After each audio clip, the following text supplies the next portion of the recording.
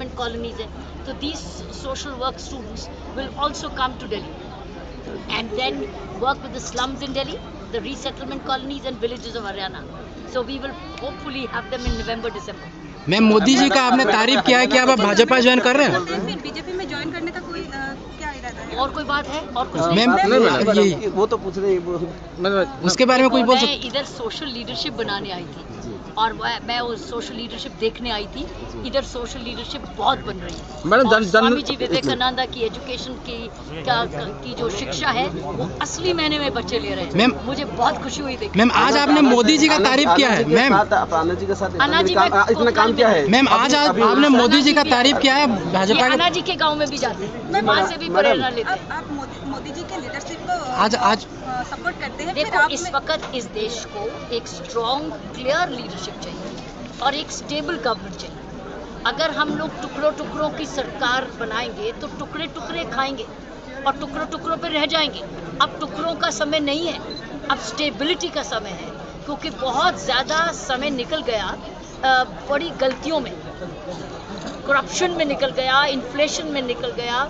तो मैं ये समझती हूँ अब समय ये है कि इस देश को एक क्लियर विजनरी लीडरशिप का और एक्सपीरियंस, जिसने 3 बारी एक चीफ मिनिस्टरशिप करी हो, उसको एग्जैक्टली पता है अब कि मुझे देश को क्या करना है। हमको इस वक्त कोई लर्नर ड्राइवर वाला नहीं चाहिए, हमको एक अंडर लर्निंग वाला नहीं चाहिए। अब हमको चाहिए एक्सपीरियंस लीडरशिप जो तुरंत देश को आगे लेके चले, क्योंकि अब समय वेस्ट करने के लिए नहीं है हमारे पास, क्योंकि समय बहुत निकल गया, बहुत नुकसान हो चुका। इसलिए मैं समझती हूँ आज एक बिल्कुल विकल्प आ रहा है देश के सामने। We have a choice and the choice is that I am now talking about as a citizen of this country. I am not a member of any political party, but I am in public service. I've been a police officer for 35 years. I'm in public service. I'm not in politics, but I'm in public service. And public service wishes the entire country well. सारे देश का भला सोचती है।